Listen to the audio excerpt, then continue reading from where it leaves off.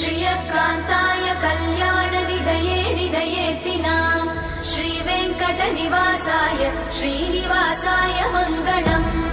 लक्ष्मी सविभ्रमालोकसुभ्रूविभ्रमचक्षुषे चक्षुषे सर्वलोकानां वेङ्कटेशाय मङ्गलम् श्रीवेङ्कटाद्रिशृङ्गाग्रमङ्गलाभरणाङ्ग्रये मङ्गलानां निवासाय श्रीनिवासाय मङ्गलम् सर्वावयव सौन्दर्य सम्पदा सर्वचेतसां सदा सम्मोहनायास्तु वेङ्कटेशाय मङ्गलम् नित्याय निरवध्याय सत्यानन्दचिदात्मने